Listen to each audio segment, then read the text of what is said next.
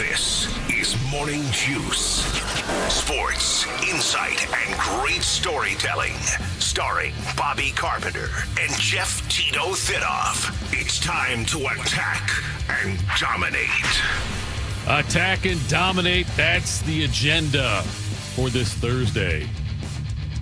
Thank you for tuning in. 2 full hours today here on YouTube, the Fan app, HD3. Download the show anytime. You can catch us from 10 a.m. to noon on 10 TV Plus. Also, Facebook and Twitter. Catch us live there.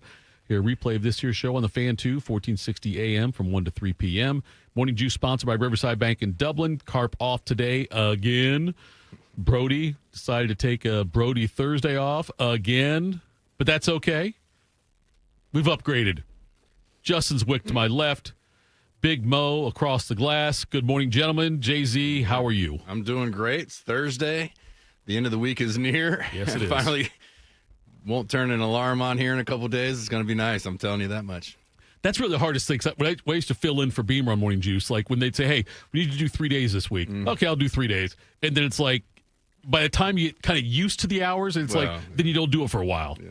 So, yeah. And it's like I did it last week. It was like Saturday morning, no alarm. Right, 6:30 awake. I can't do it. Like on days, because I can sleep in. Usually on Saturday, I can sleep in until about 7:30. Usually Sunday, usually if I wanted to sleep in until 9, I could.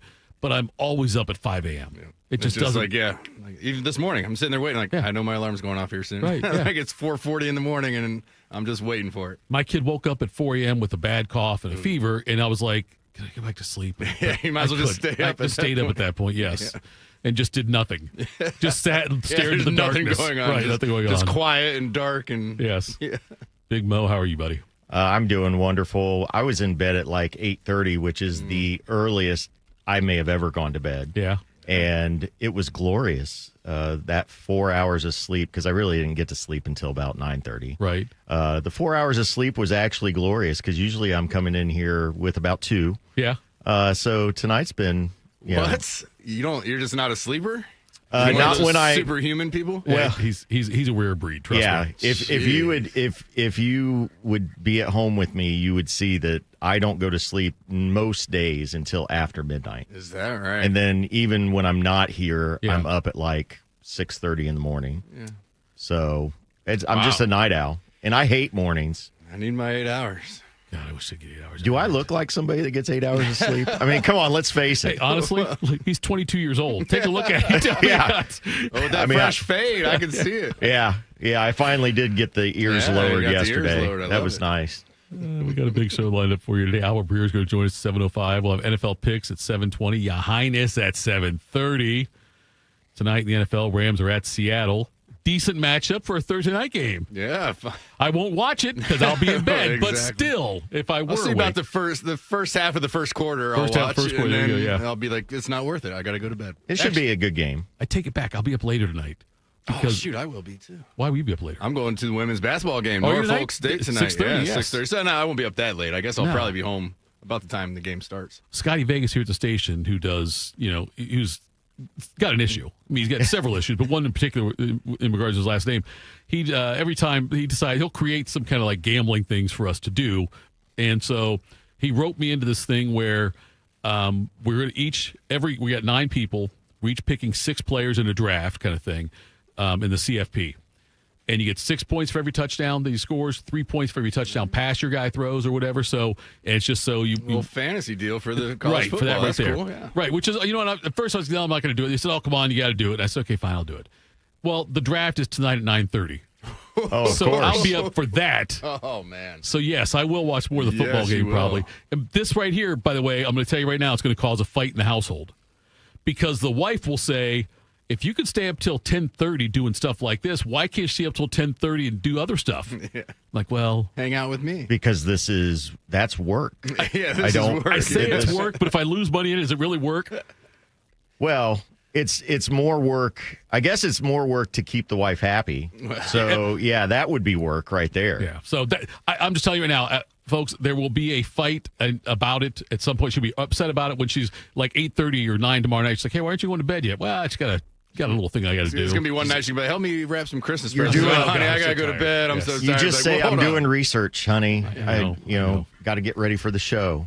which is why I'm also stupid for bringing it up on the show right now. Because I'm telling you right now, there's somebody here, one of my wife's friends, and I believe he's a male friend, listens to everything I do on the radio and reports back to her. Oh, no. He's a narc. Yeah. What is that? I know. That's what's going to happen, though. So, yeah, if he's listening, he usually does listen, he'll say, I'll get a call from my wife after the show. Oh, heard you made fun of me for this today. Oh, I'm like, what are you talking about? And she's like, oh, yeah, I heard that you said this and this about me. See, my wife actually listens to the show. Oh, does she really? Right? I don't know if it's because she loves it. Let's just say it's because she loves it. I think it's because she loves you. Well, she does, but also keeping track on what I might be saying. Well, mine never listens to anything I do. Yeah, my wife doesn't want to hear more of my voice. She hears it plenty. Yeah. OSU met in North Carolina on Saturday at 3 o'clock down in Atlanta as part of the CBS Sports Classic. It's Jay-Z night out there at Ohio State for the women's game against Norfolk State at 6:30. Is this like primo seats? Is regular person seats? Yeah, no, we got a suite at an event. Katie Smith has a charity event every fall, and so we were there, and she had a suite for women's basketball game, and so we went ahead and got it. Get 12 seats. We're taking the parents. Both sets of parents are going. We've got a buddy and his wife and 2 kids are coming with us. They are so much fun to watch. Oh, I can't wait. Yeah, I love watching them. Yeah, I mean, I really got into women's basketball in the last 3-4 years, just like everybody else when Caitlin, came through kind of. But we had some really good teams here with JC and Caitlin's running partner out in Indiana. I can't remember her name right now. Well, we got Kelsey. Kelsey Mitchell out there, Mitchell, and then this year's team looks like Cody McMahon left to go to Ole Miss, but or was Ole Miss Mississippi State? I'm not sure. One of those two. Anyway, but. McGuff's a great guy. Kevin McGuff, I've had a chance to interview him numerous times, and he's really fantastic. And the team, they do the 40 minutes of hell, man. They play really hard on defense the entire way through. CBJ hosts Minnesota tonight at 7. The Cavs fall to the Bulls last night, 127-111. And now it is time for Big Mo to take over and make me smarter, which is not easy. Time to get smarter. Morning Juice presents Today in History. Here's your professor, Bobby Carpenter. All right, Big Mo. Big shoes to fill. See what you got. Big shoes, big shirts. I mean, he's a buff guy. Yes, he is. Today, December 18th, is the 352nd day of the year. And we have just 13 days left in 2025 and a week from Christmas. Today. Go. Yes. On this date in 1966, How the Grinch Stole Christmas debuts on CBS. I must stop Christmas from coming. But how? Then he got an idea. An awful idea. The Grinch got a wonderful, awful idea.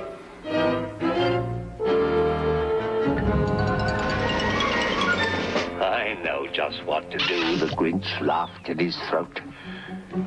I'll make a quick Santa Claus hat and a coat.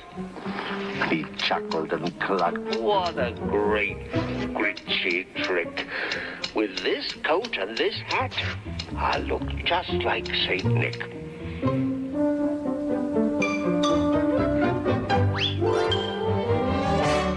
You're a mean one, Mr. Grinch. You really are a heel.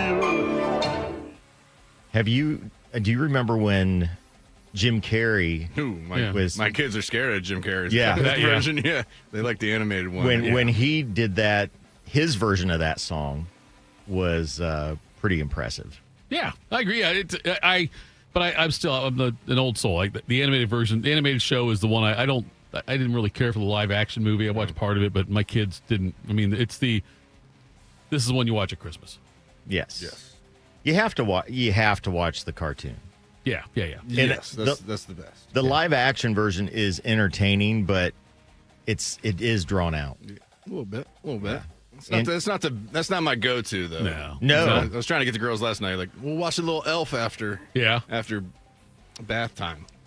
This is where everyone hates me because I have not seen Elf. Really? Yes. Elf's probably my favorite Christmas Elf. show. That's what I've heard great things about it. It's pretty good. It is hilarious. I mean, there's no doubt about it.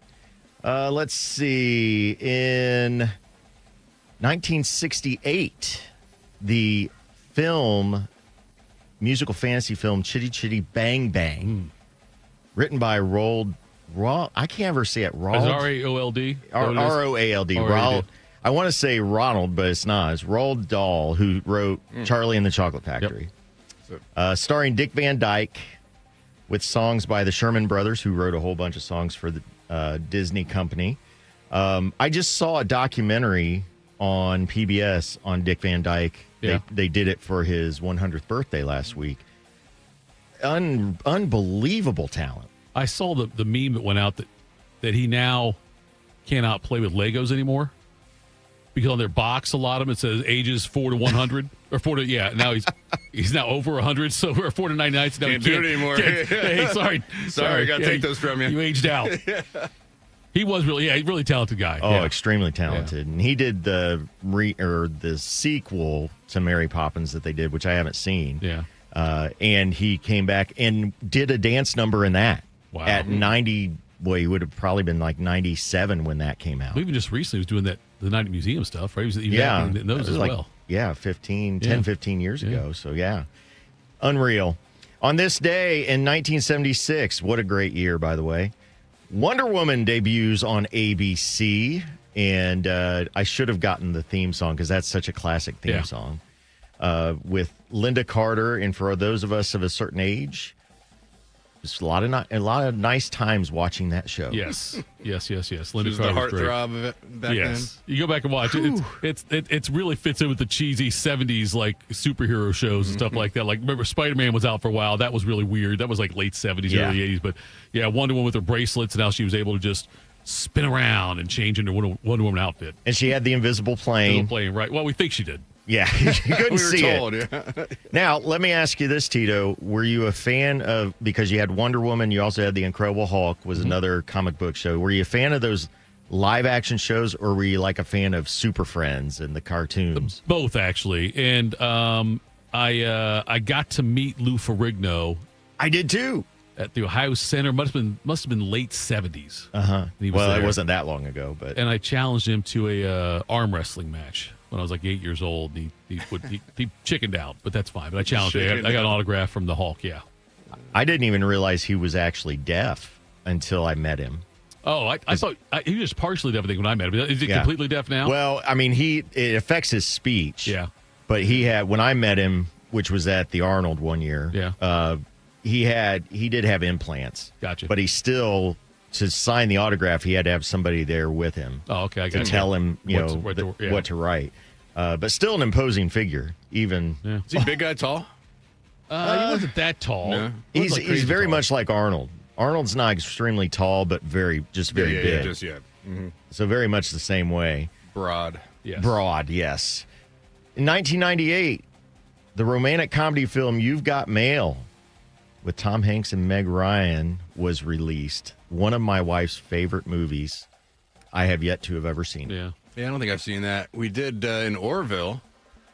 It was rumored. I don't know if this was ever confirmed when I was growing up, but the You've Got Mail from AOL. You've Got Mail. Right. That guy, we dug a septic system for his house in Orville. Oh, did you really? My dad did that in the summertime, and that was always rumored like, this guy's house is the You've Got Mail. Right, yeah. Is the voice. Not a bad gig. Yeah, it just made me think of that. Yeah. That's little useless facts that you never know when you met him. You never thought that years later you'd have a reason to talk about it. Don't remember him. Don't remember his name or anything, but I remember that. On this date in 2009, Avatar was released, becoming the highest-grossing film of all time. Yet again, another movie I have not seen. I saw that one in theaters because it was like a huge deal coming out. It was one of those long movies, if I remember correctly. All of his movies are long, but it wasn't a, oh my gosh, get me out of here 3 hours. It was like, all right, well, it felt long, but it was good and entertaining, and the visual effects and everything at that time were pretty awesome.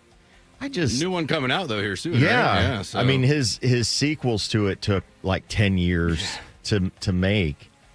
I just don't. I'm a sci-fi person, but there's nothing about that looks interesting. I'm not really to me. a huge sci-fi guy. I don't know. I think I just did it because it was supposed to be such an experience in the theater back then. But I will not be watching the next one. Aaron says Lou Ferrigno's actually tall. He's 6'5". Is he a 6'5" guy? Wow, I he looked it didn't up, though. seem like he was that That's why tall I to said, me. Of course, I was like 8, so I Well, don't. fair. Everyone was It's tall. been a he minute. could have been 13 feet tall. I still would have said, oh, yeah, he's about, a little taller than my It's dad. the Hawk. Yeah. Yeah. Well, I didn't research that, so I was just curious. thank you, Aaron. I didn't think he was. I don't remember Most of being those that tall. guys, I feel like, are always like 5'10". Yeah, right. Yeah. Yeah. I just never felt like he was that tall. But hey, what do I know? Birthdays today. In 1954, actor Ray Liotta was born from Goodfellas and all kinds of fun films like I make that. you laugh. I'm here to fucking amuse you. What do you mean funny? Funny how? How am I funny? Not just, how you tell a story. What? No, I don't know. You said it. How do I know? You said I'm funny.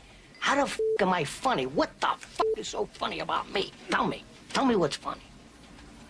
Get the fuck out of here, Tommy. You motherfucker. I almost had him. You stuttering prick. Yeah. Frankie, was he shaking? I wonder about you sometimes, Henry. You may fold under questioning. Have you seen that one, Tito? Most of it. Most of it? Yes. And I've seen a lot of clips from it on top of that. I've never watched it start to finish. I've picked up on it, though, like in different parts, and then, yeah. That's a good movie. It is a good movie. Very good movie. In 1970, rapper Earl Simmons was born. Do you know what his stage name was? Earl Simmons? MC Hammer. No. Earl Simmons was, he was part of Run DMC, right? No. That's Simmons is the, was Simmons? There is a Simmons in Run DMC. Okay. Earl Simmons. I don't know who it is. Let me play you the clip. Maybe you'll know. Oh, yeah. No, DMX. DMX. Yeah. R.I.P. DMX. Yes. Another Orville thought right here. This was our basketball right here. Was it really? That's what you did, Drop, shut them down, open up shop. Oh. That's how Red Riders roll. Yeah, Is what we did. Red Riders. Nice.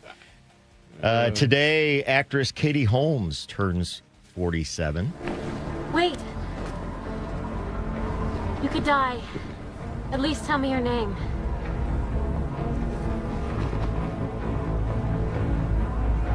It's not who I am underneath, but what I do that defines me. Bruce?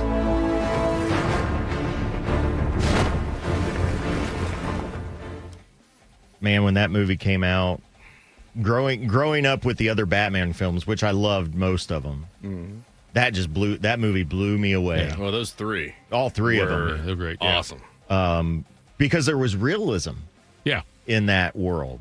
That's the first thing I noticed. The second thing was I remember that scene, and it must have been cold. Oh, yeah. I remember that too. You're right. That's all I want to say when it comes to Katie Holmes. That day. Yep. Cold on the set. Must have been cold, but Katie Holmes Happy birthday. turns 47 today. Also today, Stone Cold Steve Austin turns 61. Still one of the greatest entrances Yes, it is. for a professional wrestler. He's probably my all-time favorite. The first thing I want to be done is to get that piece of crap out of my ring. Don't just get him out of the ring, get him out of the WWF. Because I've proved, son, without a shadow of a doubt, you ain't got what it takes anymore. You sit there and you thump your Bible and you say your prayers, and it didn't get you anywhere. Talk about your Psalms, talk about John 3:16. Austin 3:16 says, I just whipped your ass. That was when that started. That was after King of the Ring. He had just beaten Jake the Snake Roberts. Okay. And that was the moment he came up with that on Austin the spot. 3:16. Austin 3:16. And then they said the next Monday Night Raw, the signs were everywhere. Austin 3:16. He took over, man. He was big time. Now, Tito, did you have a favorite wrestler? Well, these were past my time of being interested in wrestling. Yeah, I used to. Ultimate Warrior when he came out, I loved that. I was around The old school guys. Yeah, even before that, though. Like I remember watching it on TBS when they had what was it called? It was World Championship Wrestling. WCW back then, and Ric Flair, Tommy Wildfire Rich, the Road Warriors, those guys. Yeah, those are the ones that I was. I guess when I was young, those were my ones. But then like Stone Cold was like freshman year, high school, sophomore year. So that's like the buddies, like Monday Night Raw, we got to watch it, you know, type thing. But the Ultimate Warrior, Hulk Hogan, all those guys back in the day. Macho Man was my favorite. Macho Man was awesome. Yeah, Macho Man was my guy, no doubt. Today, Brad Pitt turns 62. No, what's the problem, Barry? We need 38 home runs, 120 RBIs, and 47 doubles to replace. The problem we're trying to solve is that there are rich teams and there are poor teams. Then there's 50 feet of crap. And then there's us. It's an unfair game. And now we've been gutted. Organ donors for the rich. Boston's taking our kidneys. Yankees taking our heart. And you guys are sitting around talking the same old good body nonsense like we're selling jeans. Like we're looking for Fabio. We got to think differently. We are the last dog at the bowl. You see what happens to the runt of the litter? He dies. Who's Fabio? That was the next line. It was. The only thing about that movie, very entertaining. I did enjoy the movie, but how much of it was not factual? Embellished. It was definitely embellished. I mean, the thing that then we'll talk about the big three of Hudson, Zito, and Mulder, the pitchers that really carried that team that year a lot of the time. But good movie though. I enjoy it. I think it gave the basic premise or idea of what it was that the A's had done. Yeah. But they just embellished it a little bit. I personally am a huge Oceans 11, 12, 13 fan. So that's like Brad Pitt writing those those movies just seem like fun, and they're getting ready to make another one, which is exciting to me. Yeah. Though I don't know how they explain it, because in that Ocean's 8 remake, Sandra Bullock was Danny Ocean's sister, and she said he died. So, oh really? I didn't catch that one. If it's going to make money, they don't care. They'll bring in whoever. Nobody's going to ask too many questions. Exactly. He said he died. Today, Steven Spielberg turns 79. The truth is, I knew it was you. Now, maybe I didn't get the cuffs on you, but I knew. Oh, people only know what you tell them, Carl. Well, then tell me this, Barry Allen, Secret Service. How did you know I wouldn't look in your wallet? The same reason the Yankees always win. Nobody can keep their eyes off the pinstripes. The Yankees win because they have Mickey Mantle. No one ever bets on the uniform. You sure about that, Carl? I'll tell you what I am sure of. You're going to get caught. One way or another. It's a mathematical fact. It's like Vegas. The house always wins. Well, Carl, I'm sorry, but I have to go. You didn't call just to apologize, did you? What do you mean? You have no one else to call. Oh. Do you know that film? I've seen clips. Haven't seen the movie yet. Ooh, that's a good one. I've heard it's a good one, though. Catch Me If You Can. That's a good one. And Spielberg, I mean, let's face it, he's the GOAT. Yeah. Well, and Leo's not too shabby himself. No. Right, and you got Hanks in there, too. Yeah. Tom Hanks. Yeah. It was a good one. Yeah, definitely a good one. Also on this day, Keith Richards turns 82. That's a lot.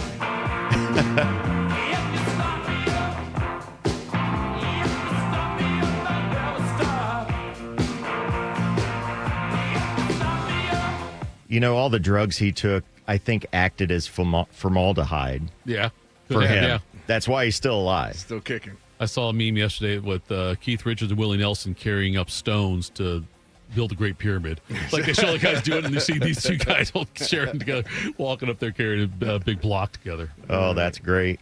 In other news today, sad death today in 1997, Chris Farley overdoses at the age of 33. One of my all-time favorite comedians, actors. Tommy Boy was classic. Black Sheep. Black Sheep was a good one. Sheep too, yeah. David Spade. Remember when he passed away, I was just kind of in shock. And it wasn't, I believe his was first, and then not long after that, Phil Hartman was the next one. I think you're probably right. I think Farley went before Harbin. The Harbin one was a tragic also. Extremely tragic. Yeah. So very much Chris Farley lived hard and lived his life like his idol, John Belushi. Mm-hmm. Lived in a van down by the river. Yes, he did. Yes, he did. Yes, he did. Holidays and observances today. Today is National Twin Day. Do you guys know anybody personally that's a twin? I have nephews. My brother's kids. I gotta believe I do. Yeah, I know one. Yeah. Okay. Yeah. National Cat Lovers Month. I don't know why today is the day that they announced this Cat Lovers Month. Sure. Yeah. We have 3 cats, so I guess we would be celebrating that. International Migrants Day recognizes the contributions of migrants around the world. Arabic Language Day celebrates the Arabic language and its cultural significance. And National Roast Suckling Pig Day. What? I don't even. The culinary observance for those who enjoy this dish. So I'll have to look up what Roast Suckling Pig Day.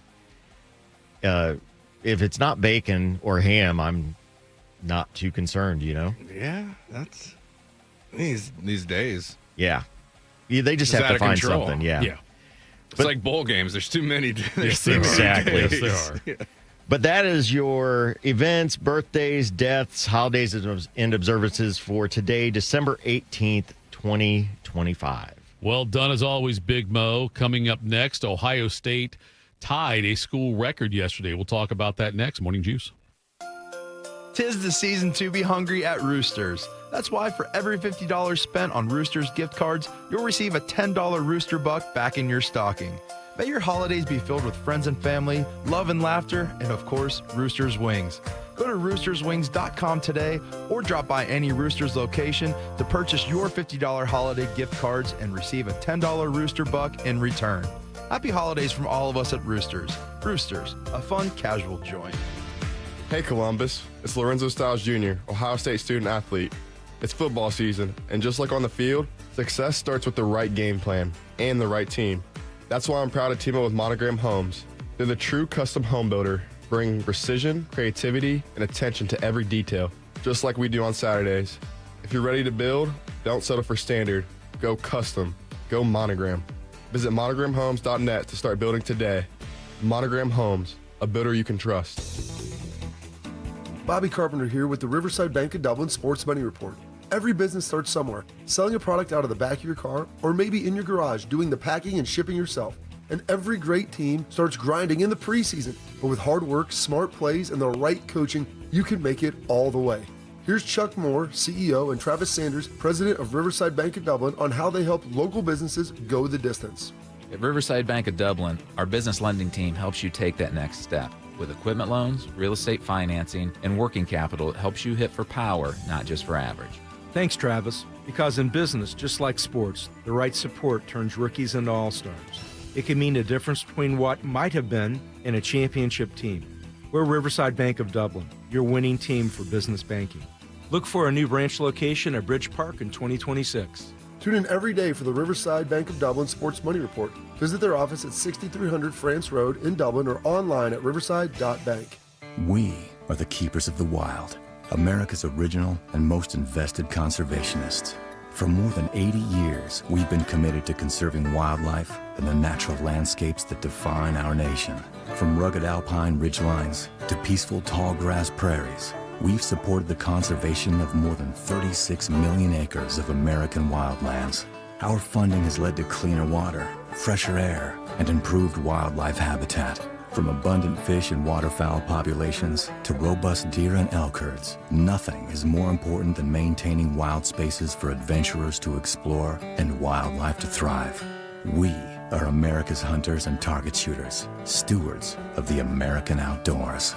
America's hunters and target shooters, along with firearm, ammunition, and archery manufacturers, have invested more than $46 billion to help state fish and wildlife agencies manage and protect wildlife and wildlands across America. For more information, visit outdoorstewards.org. One man is a national champion, NFL veteran, and local business leader. The other man is Tito. This is Morning Juice. Sponsored by Riverside Bank of Dublin. Here's Bobby and Tito. All right, Morning Juice. Tito, Justin Zwick, Big Mo with you. Sonny Styles yesterday was named a first-team All-American by Sporting News. And he becomes the 7th first-team All-American for Ohio State this year. That ties a record set by the team back in 1974, back when Archie was there. And who else was on that one? I think it was Tom Skladany. Yeah, Skladany was the only name I recognized. Yeah, Neil Colsey. He was pretty good, too. I remember him. The other guys I don't really have a lot of knowledge with. But so the first-team All-American for Ohio State this year, Jeremiah Smith was – and again, this is being named on at least one of the major – yeah, there's 4 or 5 of them. There's the AFCA, there's On3, there's Sporting News, and then there's the AP, Association. Right? Yeah. AP, so Jeremiah Smith, Caden McDonald, Arvell Reese, Caleb Downs, and Sonny Styles were all consensus first-teamers. Carson Hinsman was named by the AFCA as a first-team center. Caden Curry, first-team defensive end on On3. And then we got one from Sporting News here where Sonny Styles gets in. Think about it like you've got Julian Sand, Heisman Trophy finalist, was not on his list. Neither was Carnell Tate. So Styles had team-high 80 tackles this season so far, and in the Buckeyes' first 13 games of the season. And they've also, Pro Football Focus has graded Styles as the best tackler in college football with a tackling grade of 92.7 for the season. It's amazing how loaded this team is. And to think that although they had 7, and that doesn't include a Heisman finalist in saying, and doesn't include Carnell Tate. It doesn't include those two. Kenyatta Jackson, I thought. I mean, he played really well this year. Mm-hmm. Maybe his numbers didn't stack up, but, I mean, he was a terror. And then Austin Sehrenfeld was also one that the guy didn't – maybe towards the end of the year he gave up pressure too, but he was pretty solid at that left tackle for – most of the year. I was kind of surprised to see him not on any list. The Football Writers Association of America has theirs to come out still, and so if Sand or Tate happen to sneak onto the first team on that one, they could break the record for first-team All-Americans in one season. It's a pretty cool honor they get to have that there. And Smith, Downs, and McDonald become unanimous All-Americans. They're in first-team honors from the FWAA. And they will announce their team later on today, their All-American team. So how do you get a Buckeye? How do you get in the Buckeye Grove? Do you have to be a consensus, or is it I think it's just if you're on a list of on one a list, of the yeah. I think because so. I saw something put out yesterday was thanking Bill Bender from Sporting News for voting for Sonny Styles so he gets his tree. I think is what he said it was. He gets that. I think that's a tweet I saw. I don't know. I don't think that's consensus. I think he just named the first team All-American on any one of the major ones. But yeah, that's pretty cool about that Ohio State that happens with them. And you look at the 1974 list where you had people like Archie on there, and you had Archie Griffin, unanimous All-American. You also had Steve Myers, Kurt Schumacher, Neil Colsey, who I mentioned before, Pete Cusick, Van DeCree, and Tom Skladany were all the ones there. Boy, Ohio State. By the way, I saw this thing yesterday, and I want to bring it up to you guys. But The Athletic polled more than 24 coaches from the Power 4 and Group of 5 organizations, and asked a bunch of questions. But they were asked, which team will win it all? What team do you think got the highest percentage of votes? I think it was probably Georgia. I think it's Ohio State. It was Georgia at 50%, Ohio State 42%, Indiana 4%, Oregon 4%. So Georgia got half the votes in that one. Then they have, which team would you least like to play?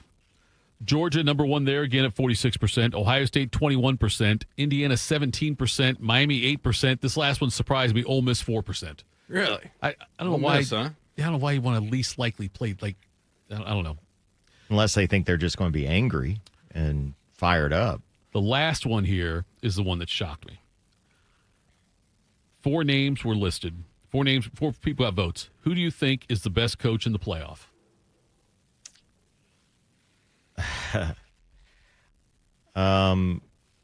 I would think they'd go with Cignetti.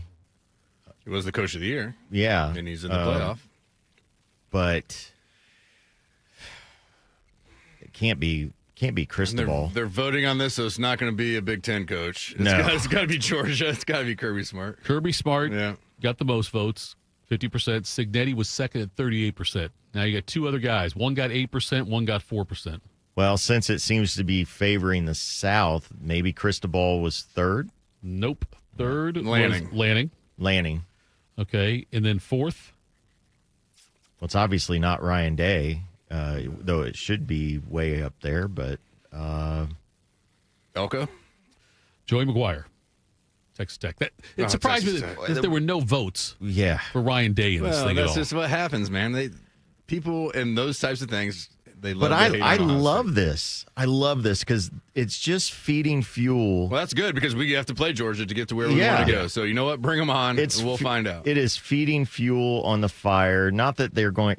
Ryan Day doesn't care who anybody ranks him as, but his players might see something like this and be like, "Oh, of course, nobody respects us. Nobody respects what we do." I mean, Ryan might be putting that up just for a little extra. Yeah, guys. I mean, it could be, but I mean, not that he's going to coach around that point, the next week and a half or not, but I'm sure it'll be posted somewhere. It probably doesn't help the fact that the last game they played, they lost. Yes. They lost by against 3, the number 2 team in the country. Right. No, I got you. No, but that's what everybody, well, they're not who we thought they were. And then we'll find out. Is there a difference between being the best coach in the country, the best college football coach in the country, and the most successful one in the country? I think Ryan Day. Ryan Day to me is the perfect college football coach in this day and age.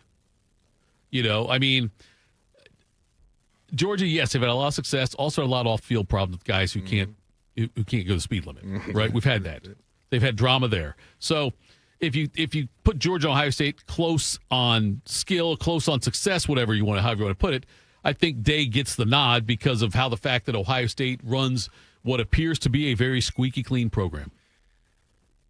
Yes, I agree with that. I think the culture that he's kind of created, and now it's created over time. Tress to Urban and things stick and things leave when coaches go. But so he probably took a little bit of.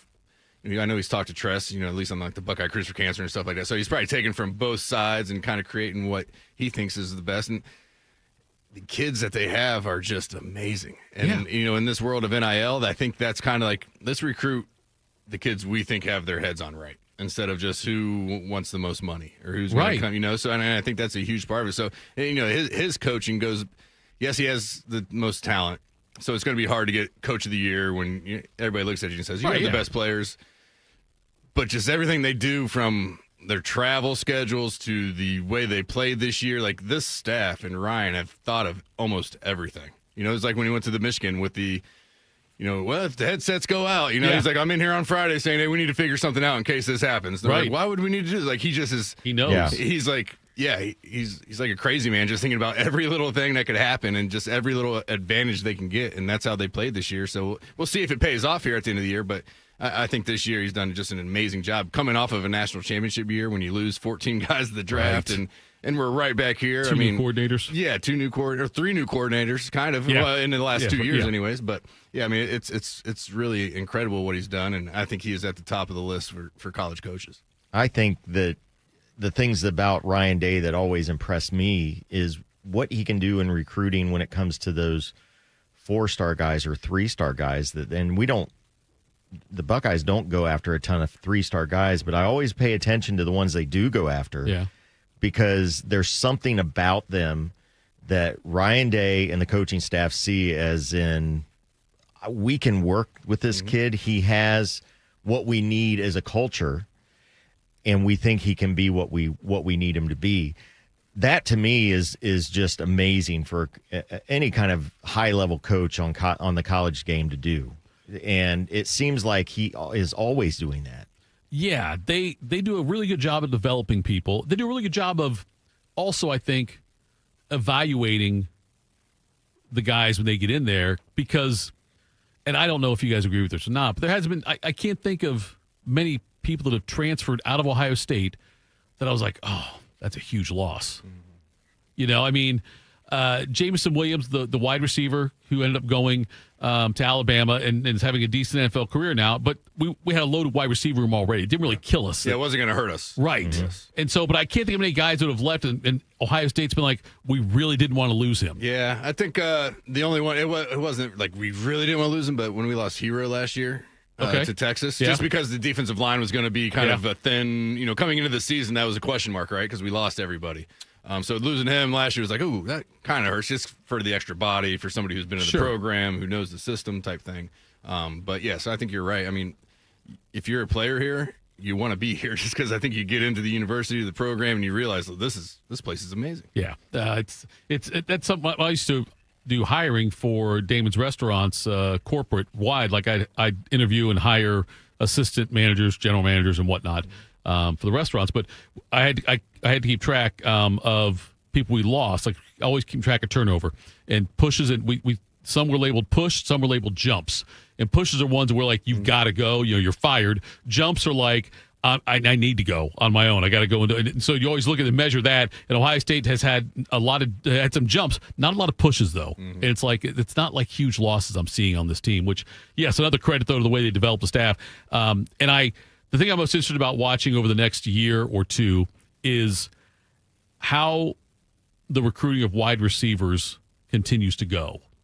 And we'll know how important Hartline was. I'm not trying to say it wasn't important. I'm not trying to argue that. I'm just saying that if they all of a sudden have a drop-off there, then we'll be able to point to that. But I wonder what their game plan is to keep that pipeline going. Well, that's why I thought getting Chris Henry to sign with us was a big deal. Yeah. Just because it showed other 5-star receivers like, hey, it's not just Brian Hartline. This is still Ohio State, and this is still a football factory, and we're still going to go to the NFL type thing. So I thought that was huge because if he doesn't go with us and he goes somewhere else, then that is the narrative we hear. Well, Ohio State's not going to get any big-time receivers anymore because Brian Hartline's gone. Yeah. So I think that was big. I think with that whole thing, I'm sure Ryan had a conversation with Chris Henry saying, kind of like, this is what we're thinking. We know Brian's leaving, but so-and-so, this idea. Right. And then Chris probably like, okay, I could be good with any of that if that were to go down. So I'm sure Ryan's done a really good job of hiring coaches when he's had somebody leave. Well, and he's hit on about all of them. And so I expect him to here. They have interviewed the wide receiver coach for LSU. Oh, the one who had Cortez Hankton. Yeah. So I got to think right there shows the commitment because that's another guy that is young, has played the game, and has been a very good recruiter. What do you think the timeline is for that? Because my wife was actually asking last night. She goes, well, Brian Hartline's leaving? And I was like, yeah. Is he going to coach? Yeah. Well, like, who's going to replace him? I'm like, well, hopefully we don't have to find out for a while because we're playing football. But then in my head, I'm like, we might. I mean, that might be something Ryan's able to do in this time right now when it's a little lower to, all right, hey, come be with us for the run and see how we do things and be around Brian. And so, I guess I didn't know how to answer. I didn't know what kind of timeline they would be on. I don't know if they've released timeline yet on that or not. They haven't done anything. I don't think they will. I mean, I don't think he's in a hurry. But you might have to jump because you got a lot of these programs who are trying to fill positions and fill coaching staffs. So it's not that you don't want to sit on your hands too long. Well, let's face it, they probably wanted people to know that they're interviewing Hankton, especially recruits. Mm-hmm. To be like, okay, look, we're taking this pretty seriously. Right. I also think it's probably this is the guy that they're going to go try to get, and I'm sure they have a backup, but this is where they want to go. So it's going to depend on, his comfortability with coming up here to coach. Well, if Lane wants to keep him, if Lane wants to keep him, right? But also, LSU plays next week. Is that right? In the Bowls, or is it the week after? Is it the week of of New Year's? Anyway, they're going to have a game. I would think that as long as Ohio State, they're planning on winning, Hartline's going to be there. But depending on what kind of contract he gets, if they hire him, they may bring him in while Hartline's still there and just say, look, we want to introduce you. We want to have a transition here. Another thing to realize about Hankton, he's the assistant offensive coordinator there at LSU. So he got some experience doing this. Yeah, not that I think he'll be the OC, right? But there's that experience. LSU plays against Houston on December 27th, the Saturday, at 9:15 at NRG Stadium in Houston, Texas. So home game for Houston. Nice. 9 o'clock kickoff. Yeah, 9 o'clock, 9:15. Go East Coasters. It's one of those games that Tito won't be watching. Yeah. I probably won't be watching that one. Yes. What bowl is that even? Do you know what the bowl is? What the name of the bowl is? I've seen I've seen 2 or 3 bowls the that Tidy I've never Bowl? heard of before. Okay, I'm going to look it up right now. I'm curious that is also it is. Last night was like the Staff DNA something bowl. Fantastic. South Florida was in that, right? South Florida, they lost. It's the Old Dominion. Kinder's Texas Bowl. Yeah. Is what they're playing in. Okay. Also that day, you've got the Tax Slayer Gator Bowl, the Isleta New Mexico Bowl, the Snoop Dogg Arizona Bowl, the Pop Tarts Bowl. You didn't know Snoop Bowl. Dogg had a bowl? The Snoop Dogg Bowl? Yeah, what Snoop are we Dogg Bowl. doing? Snoop Dogg Arizona Bowl. The Pop Tarts Bowl, Wasabi Fenway Bowl, and the Bad Boy Movers Pinstripe Bowl, and the Go Bowling Military Bowl. So on Saturday, December 27th, we've got 1, 2, 3, 4, 5, 6, 7, 8 bowl games that day. Too many bowl games. No kidding. Yeah. No kidding. Coming up next, Big Bo's going to hit us up with quick hitters, Morning Juice. Pain has a way of stealing the moments that matter most, especially during the holidays. It's not just your knees, back, your shoulder. It's the time with the family and friends. But in 2026, that could all change when your body remembers how to heal itself. It just needs a little help finding its way back. That's where QC Kinetics comes in. They're your partner here in Columbus that will help you heal that pain without surgery or without pills. It's your body's own natural biologics to heal itself.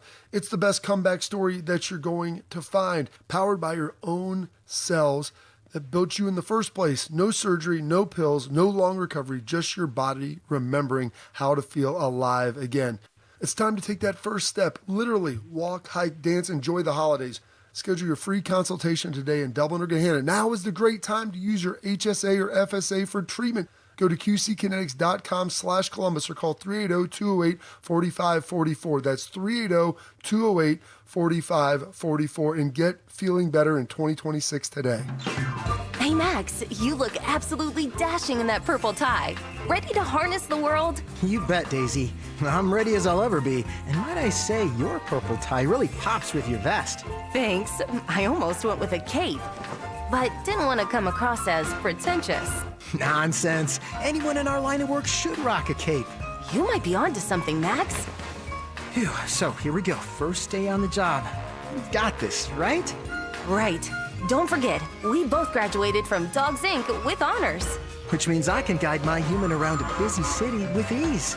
And I can give my human a restful night. I hope my human is kind and loving. And I hope mine likes wet kisses and zoomies. Ready to make a difference? Born ready. Let's go. Discover how extraordinary dogs like Daisy and Max change lives at no cost to the recipients. Visit dogsinc.org. It's been a real journey since 2014 when I first had my injury. I realized that my home was just not working for me and that it was time to ask for help.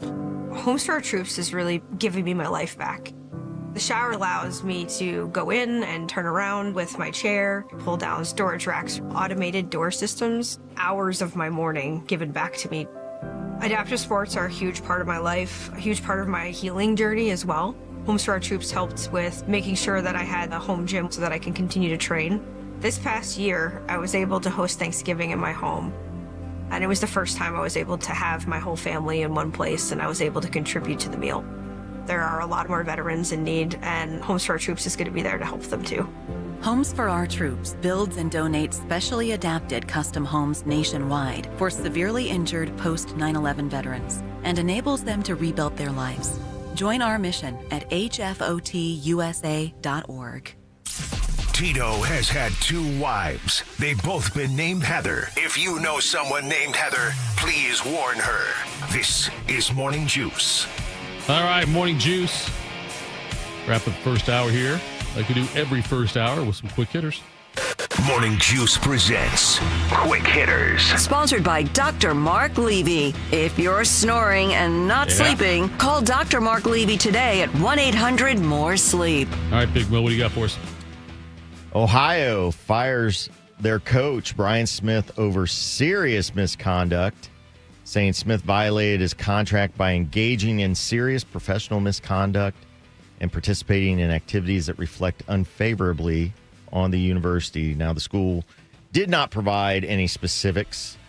But Smith, who went 8-4 in his first regular season as Bobcats coach, had been placed on leave since December 1st. Obviously, his attorney says that they are vigorously disputing Ohio University's grounds and that Smith was shocked and dismayed by this turn of events. Tito, is this starting to become a little bit of an epidemic here with these coaches? And what I can only imagine is probably something involving a female on the staff or a female somewhere else. I read something about, I like he had drinks in his office or something. Okay, like that. so 10 Did TV, you see that too? Our people here, they obtained a personnel file, and that Brian Smith violated the university's alcohol policy by admitting to drinking alcohol in his office, storing it in his desk, and inviting assistants to drink after games. Okay, so it's If they fired him for that, you're OU. That's what you do. Well, I would think they'd fire if you didn't do that. Like, so, what are we so doing let me here? rephrase the question then. Is this becoming something that is the schools feel like they have to get ahead of everything because they're afraid? Or do you think somebody was out to get him? Well, I don't know if someone was out to get him or not, but in something like this, I've got to believe there was an incident that was a result of this. Not that just fact he did it, because, I'm not saying it's right, but if he has a drink in his office when he's working, 16, 18 hours a day, I'm not saying it's okay, but I don't think they would fire him just for that, though. I got to believe something happened where it's like, hey, you shouldn't have been drinking in the office because it led to this. Yeah, you did this and then this happened. Yes, which is why we're getting rid of you, not, hey, you poured yourself a drink while you're watching film at the end of the night. Yes, because that seems a little, come on. And then also, if it's something bad enough, money's what drives everything. And if somebody who donates money to OU says, look, we can't have this guy. And yeah, you don't want to get in front of it because you don't want to have what happened. The Michigan stuff keeps getting, they said there's now is maybe a history of domestic violence between Moore and the young lady. But so if this is what it is, I understand why they did it, but something had to happen that would have triggered this. I know what happened. They didn't make the MAC championship game. 8-4, right? Yeah. When they were supposed to. So right. they're like, all right, we got to find something to get this guy out of here. It's interesting, too. You brought it up, Jay-Z. That is a school that is known for partying. Yeah. Yes. And so they probably turn the other cheek when it comes to seeing what their students are doing, but obviously got to hold the coaches to a higher standard. Yeah, I get imagine. that, but I don't. That doesn't ring the bells for me to fire somebody, but I'm sure there's more to the story that we're just not hearing right now. The Columbus Aviators have hired Buckeye legend Ginn Jr. as their head coach. A lot of people had a lot of good things to say about this, but also a lot of social media was disappointed because they thought he was going to be in line for the wide receiver coaching job at Ohio State. And so it's excitement for this new professional team in Columbus, but there's people that are a little disappointed. So, Jay-Z. Well, I was surprised. I didn't know that Teddy was going to get into coaching. Yeah, exactly. So that surprised me the most, seeing that. But, I haven't seen Teddy. I saw Teddy at Nick's funeral. That was the first time I'd seen him in a while. He seems to be doing really well. I mean, he's awesome going around the state right now with Coach Tressel and his fitness agenda thing to get these kids back in shape. And, he's doing a lot in the community. So I think it's awesome. Great name, great kid. I'm hoping – I look forward to seeing what his staff looks like because I'm guessing there might be some former Ohio State players coming over to coach maybe with him. And I think that's the way to sell this. Yes, for sure. If this team say they're the best team in the league, and they're like one of the top two teams in the league or whatever, I don't think that will bring in fans as much as it will if you've got a lot of former Buckeyes around it. Well, and that's what I think they're going to try to build on, knowing that you can't build this whole team on former Buckeyes, but there's definitely a few out there that can still make a pretty big impact. But you go coaching staff, so you just have the names that you've heard before, and people love that kind of stuff. And that's why they had Cardell when they announced the whole thing. I wonder if they need a quarterback. Cardell. Maybe a quarterback. 12 gauge. I don't know. Well, and his dad it still clicks when I do this. Yeah. Okay, it's all right. It's for Rivers, too. Yeah. Have you seen Rivers' throws yet? Yeah, fair enough. They I might be able to do not- what he was doing. Yeah. But that's, I mean, look, who was it? Was it the Thunderbolts? Is that the old Arena Football League team here? The Destroyers, you mean? Destroyers, The yeah. Thunderbolts. What were the Thunderbolts then? What am I thinking of with that? That may one? have been a long, long time ago. Okay, the Destroyers. They brought in what? They had Spielman coach them. Yeah, Right? Spielman coached him. Bruce, I think, Bruce coached him also. I for agree a with you. little Yeah, so bit. that right there. But like it's so it certainly could backfire. I remember Spielman's year. They lost every game until like the very end. Yeah, I don't think they. I don't think It was they like won one. the but year yeah. before I played there, they went to like the Arena Bowl and had a good year. And then we won like 3 games the year I was there. I'm trying to look. But they did try that aspect of, hey, let's bring Spielman down here and get some Ohio State, see how this goes. So, I mean, but Arena Bowl is maybe different. Yeah. You know, maybe it's maybe not for everybody, even though I think it's fun and entertaining and all that. I just think that this is a great opportunity for some professional football in Columbus, in a town that is, let's face it, Ohio State is the professional team. Mm-hmm. But to do this in the spring at Crew Stadium, a perfect venue for this type of football. And this is a football-starved community all year. I mean, they love football. So Right. I think it's a win-win. Now, if You gotta put they a product struggle on the field, yes. then it may drop off. But I think they can draw a good amount of fans, and I think it's a smart hire by them for them to get Ted Ginn. The Columbus Thunderbolts was a team in 1991 Arena Football League, And that was at the 91. the Ohio Expo Center, I believe. I think it was. Yeah. Earl Bruce coached them. Yep. They went 0-10. On the roster though included Major Harris, the old quarterback from West Virginia, right? Yes, I remember that. He was on that roster. Also, Matt France, that former Ohio State kicker. He was one of the kickers on the team. Pat O'Moro, another former Buckeye kicker, was on the team. I was trying to look at other names who else I saw on here that could have been there. George Cooper. I wonder if that was a former As Buckeye. the former Buckeye fullback, I think Yeah. so. They had him listed on that as well.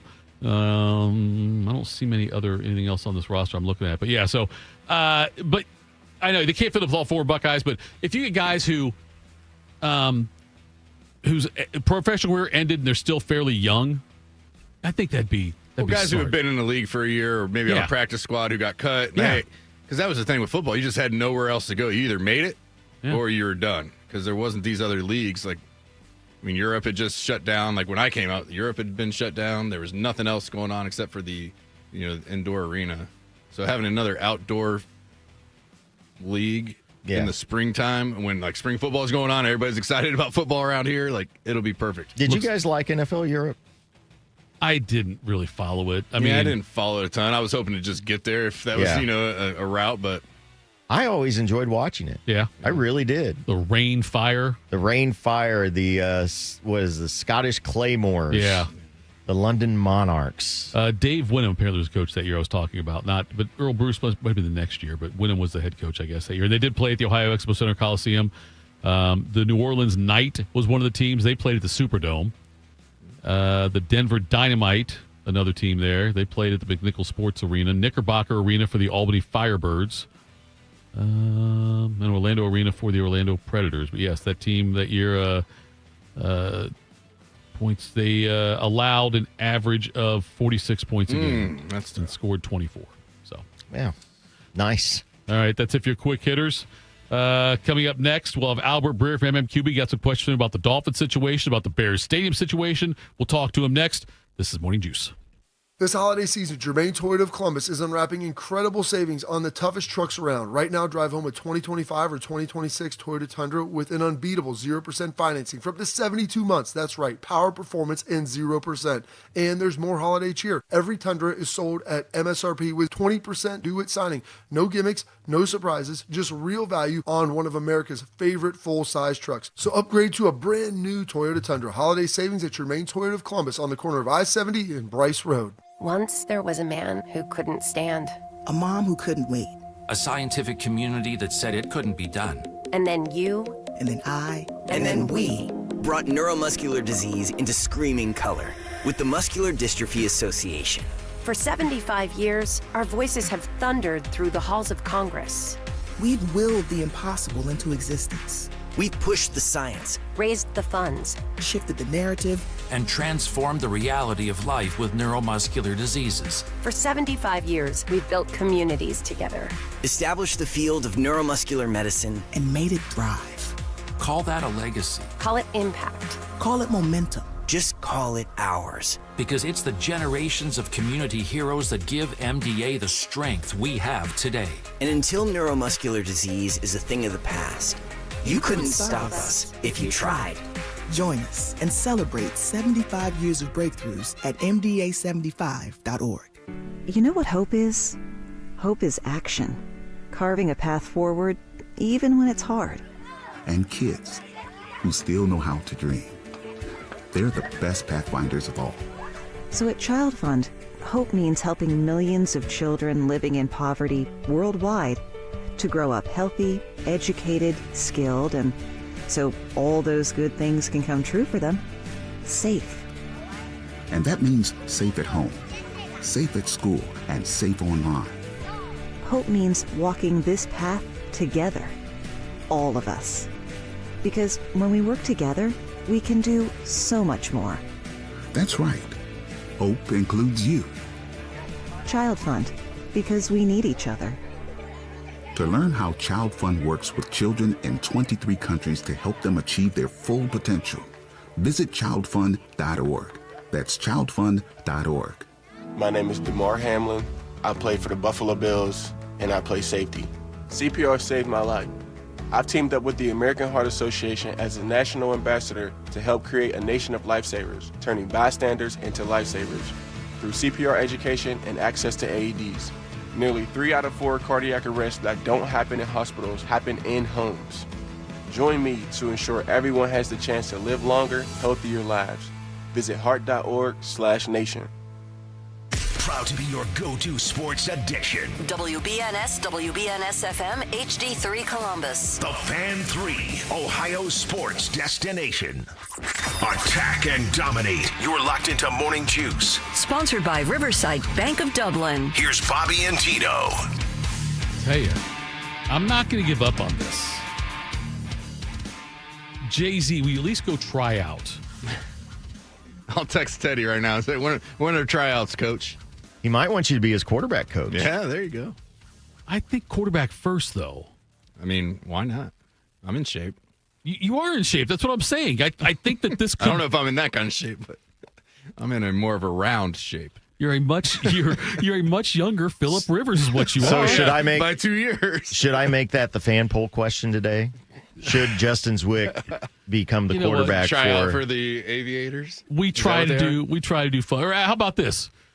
Which fan personality is most likely to make the Aviators? Okay, that is. Well, then I have to without question. That is the easy answer. Who is it? Bobby. I don't know if it's Bobby. Yeah, he wants to go out there and line up the linebacker a couple more times. Okay, put Carpenter, so Jay-Z. Oh, you got DeVere. Sanzenbacher's here. Sanzenbacher, yeah, and you also got who else we missing? Tyvus. And Josh Perry. And Josh Perry now. Tyvus, you got all the Tyvus, options. yeah, geez, right. Tyvus, there's the other two, right? Yeah. Yeah, we got to have a heck of a little team right there. Yeah, can I have that many options on the poll? I don't know if you can or not. You got to maybe try to find out. But yes, so that I'm okay with that for a poll. That could be interesting. We'll see how that works out. But yeah, I think if it that's gets any traction. I'm going to start throwing. I'm going to go home and break out a football today. I can't wait to see. Make sure you set up a camera. I'll put my 5-year-old out in the backyard. That's Honey, all catch. you do. Yeah, right. No, hands in front. You gotta protect your face. Catch it with your hands. Yes, not your face. That's all you got to do. I think that's good. I think we should look that up. I think we should try that. Yeah. Hey, I mean, the old quarterbacks are in nowadays. How many of that group we just mentioned? How many scored touchdowns in the NFL? I imagine Sanzenbacher and Carp. DeVere. Do we count? Did he score one? Did he have a fumble that it went in? I think it was either a fumble or a pick. I think against Dallas when he was with Detroit. I think it was against really? Romo. Nice. I think it was against Romo too. Yeah. Do we count preseason? No, we don't count preseason. Because Tyvus will talk about preseason interception he had one time, and I tell him he can't have that, and I tell the fact that Dane plays offense. And he scored a touchdown on special teams, not defense. Yeah, that's right. He had an interception, I think, right? Was it an interception? No, I think he had a punt return. Was it a punt return? I think it was a punt return. Was that the one in Cleveland? when you're talking about his college game, right? Your college game. I was talking NFL. Dane, NFL. Did he have one in the I think he had a punt return in I the think, NFL. Let me see if I can find No, it. he may have had a reception for a touchdown. I keep thinking, as well. I keep thinking I gave Tyvus a bunch of grief about that because that Dane, despite the fact his offensive had maybe didn't have I thought it was a fake punt. Maybe I could be wrong. But yeah, so I know he scored a touchdown. Yeah, I yes. think he did. Yeah. Anyway, yes, he did. It was an interception. It was an interception. How's it an interception? How did Dane get an interception? It was a fake punt, and he was on. Oh, he was on punt return. Like there we go. On that one, yes. Really? So you can find the whole. Let's thing. have him on as a guest. Yeah, I could call him. Here we go. The Bengals didn't appear full drop a few players in coverage, including receiver Dane Sanzenbacher. He intercepted the pass. So the special teams punt return team had one play. It says in the middle of the fourth quarter with 5:50 remaining. Pittsburgh punter Brad Wing attempted a pass on a fake punt, and the Bengals didn't appear to be fooled by it and dropped a few players in coverage, including Sanzenbacher. He intercepted the pass, and that's what happened there. Well, that's good. All right. Well, hey, special teams. At least had that right. Let's bring on Albert Breer now. MMQB joins us here on Morning Juice. Albert, I got a couple of weird ways to start this. First of all, in my downtime, when I'm just bored doing my regular job, but not really working, I stumbled upon the 10 most devastating losses, I think, in NFL history, a special they did on NFL Network, and I saw a very young Albert Breer participating in that, giving some interviews there. Curious, Albert, how many of those did you do? Like, how many shows like that, like those kind of, most this or all-time worst this? I remember, well, they would do those at the Combine, so, like, I don't know how many I was on, but, like, they would, what it was the NFL Films, people would book you and ask you to come in, and then you would answer like 100 random questions. And like as I remembered, I didn't really have much idea what show this was going on or what show that was going on. It was just a bunch of random questions, and then all of a sudden, such and such would pop up here, such and such would pop up there. Did they give you a list of those 100 questions, or is it just like a fire No, at you? I mean, honestly, if they gave me a list, I probably wouldn't have looked at it anyway. Like I don't know. Like I'm the guy who, when I a lot of great producers I work with all the different shows I go on, and I'm honestly guilty of like getting a text like this from them, with like 15 different topics. Here's what we could ask you about, and then just not looking at it all and going just going with it. Yeah. I think I'm better that way, honestly. Like it's not even like not wanting to look at it. Like I think I'm just better when I'm talking off the cuff anyway, I think you were 13 when they shot that based on the way you looked. The Tua Tagovailoa situation in Miami and getting benched now for Quinn Ewers. And, when I see the numbers, they're like, well, if the Dolphins cut him with all this much dead cap hit, the $99 million number I threw out there or saw out there and things like that. Have you mastered the salary cap, or do you have to go back? Because it seems to me like there's every year the Saints are $87 million over and find a way to get under it, and all these things. Like, are you well versed on that, or do you have to do it like on a case by case basis? No, I mean, I think like basically the way you want to like look at it. Like first of all, like the Eagles are a team that builds up a lot of debt. Like you have two types of philosophies with this. It's cash over cap and cash to cap, right? Like so. The simplest way to explain it, I think, is, when you have a team that is spending cash to the cap, basically means like they're treating the salary cap like it's a hard cap, and they're not going to have as many problems down the line as far as like we have to take a year to flush all of this out, right? Then you have the cash over cap teams, where if you're a cash over cap team, you're spending over the cap. So if it's a $250 million cap, maybe you spent $350 million in cash. That doesn't make the extra $100 million disappear. It just means that extra $100 million is going to have to be dealt with at one point or another. And the more years you do that, the heavier the price eventually you're going to have to pay is. And so, some of the best teams in the league have been able to flush things out on the fly. Like, I use the Rams and Bills as two great examples, right? Like, so the Rams 2 years ago, I think it was, were carrying $75 million in dead cap. What that means is there was $75 million in their salary cap that they got zero players for. It's players that are already gone from the team, right? The Bills did the same thing last year. The Niners are actually doing it this year. I think the Niners have something like $85 million in dead cap. So basically what it means is you can continue to build your team aggressively and take on all of that dead cap money. And, you can spend more on your players than you have available under the salary cap. But eventually when you cut that player, all that money that you moved off of your cap and pushed into the future is going to have to be accounted for. So in other words, if I have a player for 5 years and every year there's $7 million against the salary cap that I'm not accounting for, or $7 million in cash I'm not accounting for against the cap, well, then when I cut him, I'm going to get a $35 million hit for that. Does that make sense? Yeah. My brain is bleeding right now. No, I'm much smarter now. I know. That was great. Yeah. I appreciate that explanation.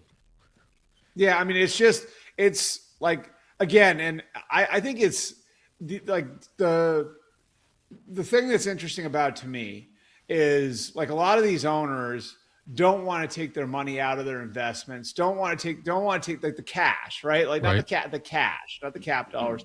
So like if I'm an owner, do I really want to take, that $100 million that I have earmarked for the next 2 years for football or for investments and put it into football? You know what I mean?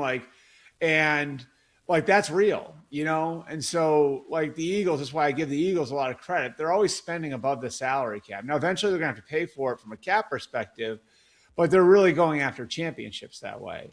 And that's Jeffrey Lurie's commitment to building a team. Other teams, it's like, and I won't name names here, but I'm sure you can figure some of them out. Like other teams, it's like, if we're going to go trade for, a $7 million pass rusher in the middle of the season, well, we got to go like give a presentation to the owner on why we're doing it, So like, it's just, I think it can be the difference between some teams and others as far as how aggressively they're willing to chase championships. And, it also like, I think brings into play the real wealth of the owners, like Denver, for example. Denver doesn't have to ask permission for things. You know what I mean? Like they're owned by the Waltons.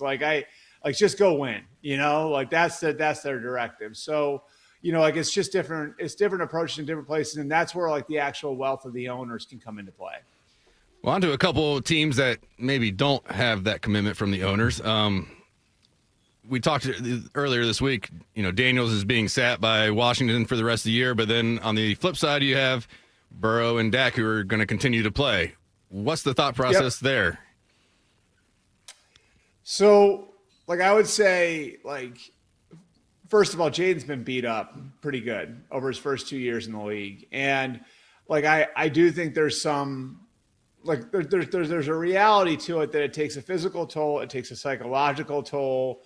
And, I think if you're Washington, you look at it and you say, this kid's been through a lot. It might benefit him to sit him down for a few weeks, give him a chance to take a deep breath, go through the weeks of preparation, but not risk him out there. And look, one of the things that's, I think, really relevant there is how important the off seasons are, right?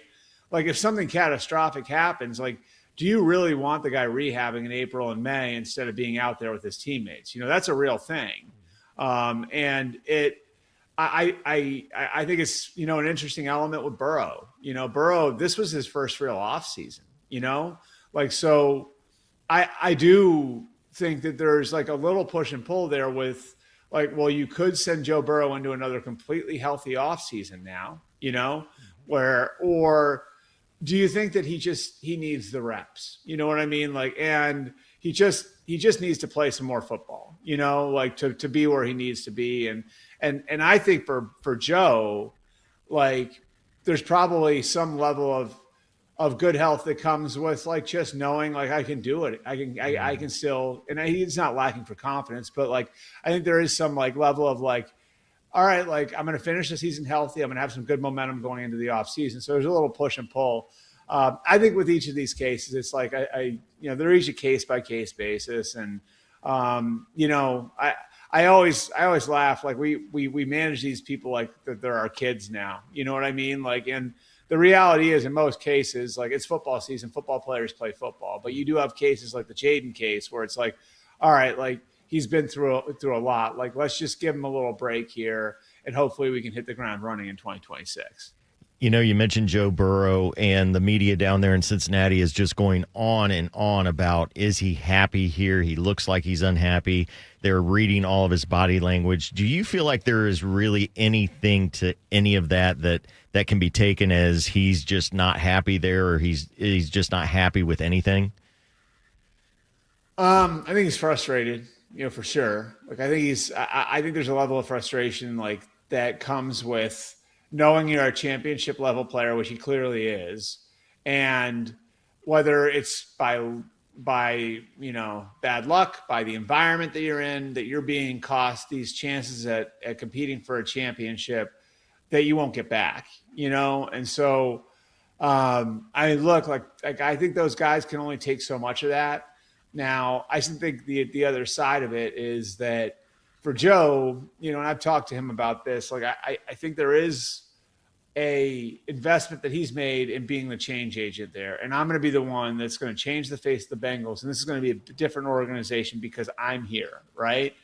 And like that first full year he had where they takes them to the Super Bowl, he said to me a few times, the old Bengals are dead. And I think he takes great pride in being somebody who held their feet to the fire and helped Jamar Chase and T. Higgins get traded. And, like it's something as silly as like building a practice bowl, which should be automatic, but like, his presence is part of what like forces them to do things like that. You know what I mean? Like, and improving the environment for players, expanding the scouting staff, all those things. I think he takes pride in being kind of the guy who's the change agent.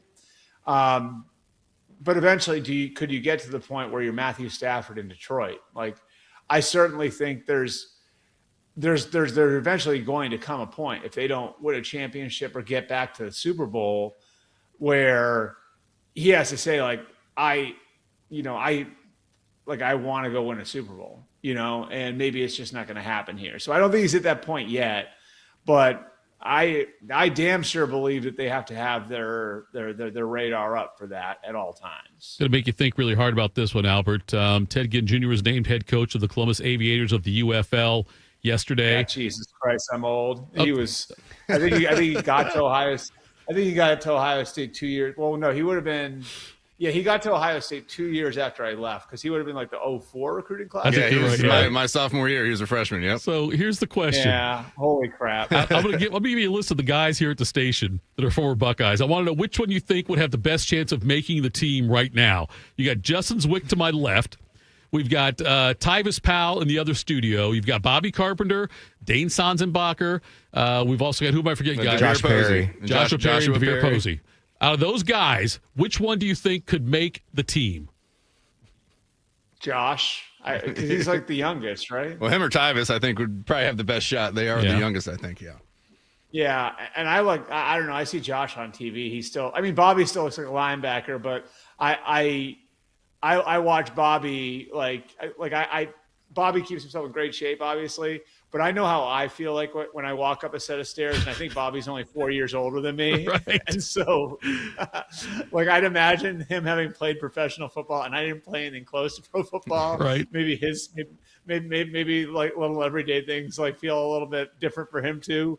And Tyvis looks like he could do it, but Tyvis is a DB. You know what I mean? Right. So being a DB, that's a position where you lose a step and you might be cooked, Right. So maybe Perry, I don't know, Justin, maybe maybe just sit in the pocket and sling it around a little bit, maybe. Did maybe Phil inspired you a Yeah, little I bit? know. I'm going to go pick a football up for the first time in 20 years today. I would say I would have to go. I'd probably go with Josh because of youth. And again, I think the difference between him and Tyvis would be position, right? Yeah. Don't you guys agree? Yeah. Yeah, I would think so, He yeah. can come downhill and fill a hole a lot easier than Tyvis is going to be running down the sideline with some young guy. And plus, just take him off the field on third down, right? Yeah, yep. Tyvis is soft Easy now. enough. I'm just saying, Tyvis is soft now. Anyway, Albert, next Thursday's Christmas, so we're not. Unless you want to call me and talk football personally, we can do it. Otherwise, Set up enjoy a Zoom. Right, and we do that if you want to. I'm open to that. If not, have a great holiday with your family. All right. Hey, Merry Christmas to you guys and everybody out there in Columbus. All right. Thank you. That will be the absolute best. And I think we should cut up that part where he said, Jesus Christ, I'm old. Yeah. And then go through that whole clip we had of him saying that, and we should release that on social media with him and breaking down the players. Yes. I think we should do that. All right, coming up next, we'll do our NFL picks, and we'll also hear from Ya Highness. This is Morning Juice.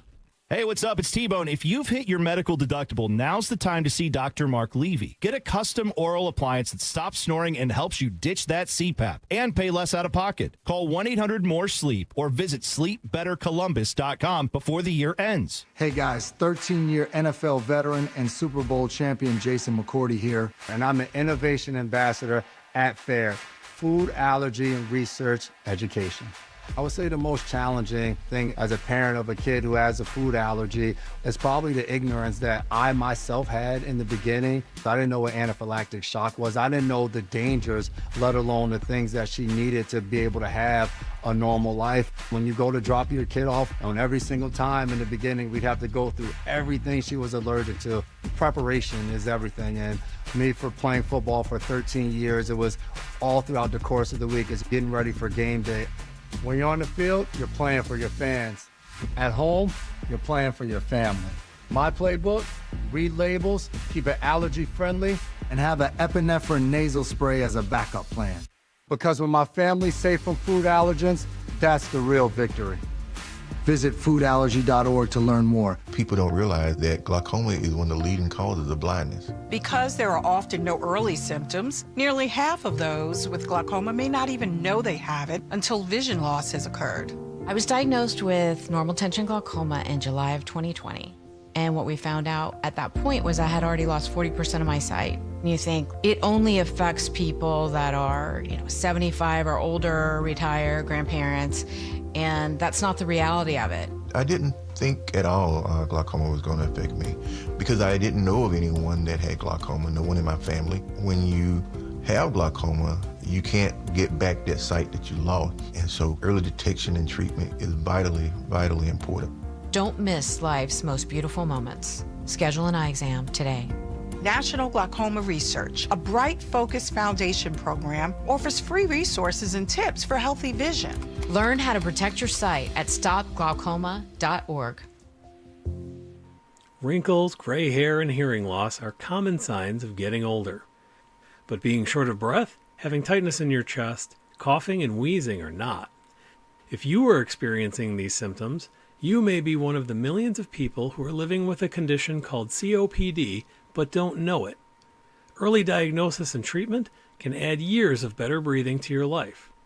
For more information, talk to your doctor and visit copdfoundation.org today. Hey, what's up? It's T-Bone. Don't let your insurance benefits go to waste. End the year sleeping better with Dr. Mark Levy's oral appliance. No mask, no noise, just results. Hurry, deductibles reset soon. Call 1-800-MORE-SLEEP or go to sleepbettercolumbus.com today. Attack and dominate. You're locked into Morning Juice. Sponsored by Riverside Bank of Dublin. Here's Bobby and Tito. All right, it's Tito, it's Jay-Z, it's Big Mo. Thank you to Albert Breer for joining us. We're going to zip through our NFL picks here, and then we're going to bring on Ya Highness. I know it's why you guys are here right now, is for Ya Highness, but let's do our NFL picks first. Morning Juice presents NFL Picks. Sponsored by Roosters. Roosters is giving away 12 ultimate Buckeye experiences, tickets, sideline passes, trips to a first-round postseason game, and more. Register today at roosterswings.com. All right, Big Mo, what we got? Tonight, the Rams are at Seattle, L.A. -1.5. That's a tough one. Where you going with, Seattle's Tito? good. I'm going to take the Rams and lay the points, though. Ooh, I'm going with Seattle, and the 12th man out there, JSN's going to have a couple scores tonight. There we go. Saturday, Philadelphia is at Washington, Philly -6.5. Yeah, Jaden Daniels out for the year. I don't have much faith in Washington to keep this one close. And Philly, I think, is going to start ramping it up. They showed it last week when they blew out Las Vegas. Give me Philly on the road in this one and lay the points. Man, Philly's been... I'll go Philly. Well, I don't think Washington has anything to keep up with them. Green Bay is at Chicago on Saturday. Green Bay -1.5. Green Bay -1. I'm taking 3 straight road favorites laying the points. I'll lay the 1.5 against Chicago. Night game, Chicago. I'm going the Bears. All right. Okay, Sunday, Buffalo at Cleveland. Buffalo -10. Give me the Bills all day on that one. Bills all day. Bills all day. If the number was 14.5, I'd take Cleveland, but at 10, give me Buffalo. Yep. The Chargers are at Dallas. Dallas -2.5. I'm not giving up on the Cowboys this year. Even I think they've been eliminated, haven't they? They've been eliminated. They're not eliminated yet, but they're close. Okay, I thought they were. It's like a thread. Okay, then I'm going to take Dallas though, and I'll take the. They're I'll still lay the 2.5. fighting. They're fighting. Yes. Going with Dallas at home. The Fighting Dak Prescott. Yes. The Jets are at New Orleans. New Orleans -4.5. Can either of you name the Jets starting quarterback? Tyrod Taylor? Spurgeon Wynn. Nope. That's why I'm taking the Saints and laying the 4.5. Well, who's the Saints quarterback? The Saints quarterback Well, is we know Shuck. because they just drafted him. But Right. Yes. I'm going. Give me New Orleans too. The Jets, they're a dumpster fire. Tampa Bay Brady at Cook is their quarterback this week, by the way, okay. for the Jets. Okay. Tampa Bay is at Carolina. Tampa Bay -3. This is a big game in that NFC South. I'll take Tampa Bay and lay the points. Tampa Bay has just been not good recently. Give me Carolina. I've taken all favorites so far. Ya Highness is going to tell me how stupid that is. Go ahead. What's next? Minnesota at the Giants. Minnesota -3. Okay, I'll take Giants getting 3. There we go. Break the trend. Yep, I'm going Giants as well. I don't think JJ has 2 good games in a row. Me either. The Patrick Mahomes-less KC Chiefs at Tennessee. KC -3.5. Oh, man, I tell you, I don't. Who's their backup? I'm going to tell you in just a second. It's not Chad Henne still, is it? It is not Chad Henne. The quarterback. It's Bono. Is it Gardner Minshew? Oh, yes, Gardner it is Minshew. Gardner Yeah. Minshew. Oh, I like Gardner. I like Gardner, too. I'm going to take Tennessee getting 3.5, though. I think they win by. Kansas City wins by 3. I'll take Kansas City. Cincinnati is at Miami. Cincinnati -2.5. Jeez. This is the We Suck Bowl. I'll take the Bengals in this one. I don't know. Quinn Ewers They at out least there. have a quarterback. Joe's yes, playing, so yeah, I'm yes. going Cincinnati as well. Yes. Jacksonville at Denver. Denver -3. Jags are playing well late. I think the Jags pull off the upset here. Give me Jacksonville. Yeah, they got to go to Denver. It might be a little cold up there. Give me Denver. Atlanta at Arizona. Arizona -2.5. I'm going to take the Falcons in this one. I'll lay the 2.5. Yeah, I'll take the Falcons as well. The Raiders at Houston. Houston -14.5. It's not possible, but I think that the Raiders might score negative points. So I think Houston wins this game 14 to -1. Give me Houston. I'll take Houston as well. Pittsburgh is at Detroit. Detroit -7. If Jay-Z keels over, you got to give mouth to mouth. I'm not doing it, just so you know. I've already kissed one former Buckeye quarterback. Whoa. I'm not going to talk about that. That's a different show. That's a podcast. I will take Pittsburgh getting the 7. Give me the Lions. New England is at Baltimore. Baltimore -3. That's the Sunday night game. That's a biggie. Biggie for the Ravens. Biggie for the Ravens. I'm going to take New England getting the points, though. I think Vrabel's going to have them all upset, ready to go. I'm taking the Pats. And the Monday night matchup, San Francisco travels to Indy, who is still holding on to playoff hopes. Right. San Francisco -6.5. Good Lord. Phillip Rivers. It's a good story. 6.5. I'll take the points. I'm going to take the Colts. Okay. All right, and there's your picks. And now we're going to bring on Ya Highness. Ya Highness, how are you, my friend? Good morning, Columbus, Ohio. How are we doing today? I am fan-freaking-tastic, baby. To answer 2 questions you had. Yes. Dane Zanzibacher, put him in the slot. He doesn't got to be that fast. And by the way, didn't he go to Central Catholic Toledo, Ohio? I can fit that in. Yes. Dane Zanzibacher in the slot, beat up knees, short little guy. Jerry Rice played forever. The wide receivers, the position, like Albert Breer said, does matter. Don't either the washed up quarterback there in the studio with you, or give me the wide receiver. But the defensive guys, I don't trust. As much as I love Bobby, I don't know how good those knees are, and he ain't chasing down no 22-year-old kid. I don't know. You hear the commercials; the knees are pretty good. Yeah. Well, I'm sorry, I don't pay for advertising. The other question that Jay wants to know the answer to is Troy Smith. That's the quarterback Tito put his lips on. I'm not going to Yeah. I'm not confirm or deny any of that. Wow. College football playoff starts up this week, Ya Highness. All 4 games are there. Tell me what your take is on the 4 games. Oh, I'm tickled pink, baby. We are heading to the prime time, the best time of the year, in my opinion, too. And the Christmas is here as well. But we have an SEC matchup. Friday night delight, Alabama taking on the Sooners of Sooner, Oklahoma. Guys, I go through 11 advanced analytic data points to figure out which team is best on a neutral field. The first round throws me off because the higher seed is at home, so it does skew things a little bit. We do have the slight edge going to Oklahoma. I have it a +2 grade. The key parts they stick out is they're a little better on the rush defense and also explosive plays. I'm not going to get into every little detail with you. I do have the over-under line coming in at 36.5. I do think this game will go slightly over. I think this is fought on the defensive side. I think offensively, Oklahoma's rush game with the quarterback and then the rush defense. That's where the game is decided on Oklahoma's side of the ball. If I have to bet this game, lean under. The current line is 39.5. I know that seems low, but lean under. So that's your first game. Game number 2, the U, baby. It's all about the U.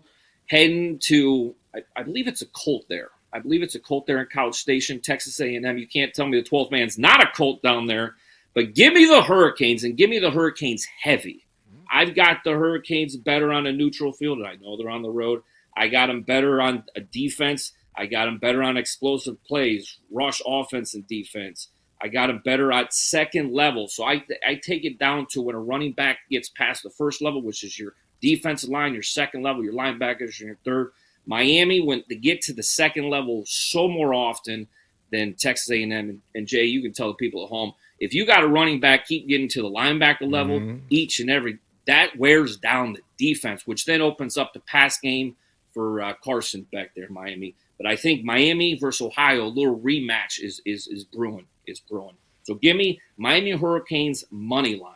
I do have the over-under in that game rated as 49.5, which I think is a slight tick above what the actual line is. Not worth touching.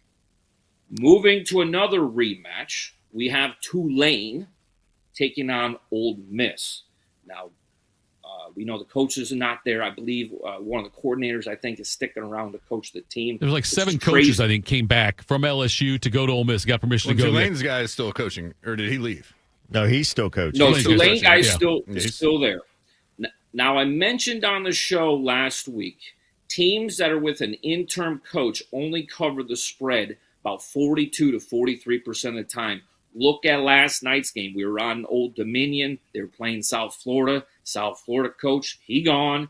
Old Dominion won. By the way, we've been perfect so far on college football bowl games. I know we're only like 4 games in. But we had Delaware money line last night, and we had Old Dominion money line. We had Washington to cover, and I'm forgetting a game in there somewhere. Anyway, so Tulane, Ole Miss rematch. They're familiar with themselves. The coach is gone for Ole Miss. The coach is still there for Tulane. Ole Miss is the better team. I'm not going to try to skew your view on that, but I don't know if they're 17.5-point favorites. That's what I'm getting at. I think I'm not going to put on an official play, but if I'm going to lean and I'm going to skew you into a way, take the dog with the points. 17.5 points is too many points. I actually think Miami fares better against Texas A&M than Ole Miss fares against Tulane. The lean on this, so again, Tulane plus 17.5. The last game I got JMU, Oregon. This is going to be very similar to the two. Look, Oregon is so much better than JMU. It's not even close. 21.5 points is a ton of points for a team that's got a month to prepare. Okay? I have the grade as the same. Really, where JMU is going to hang is on the running the ball. They're going to run the ball, control the clock on offense. They're going to play good defensive run. This game, they're going to shorten the game.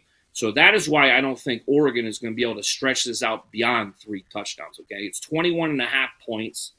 Lean JMU with the 21.5 points.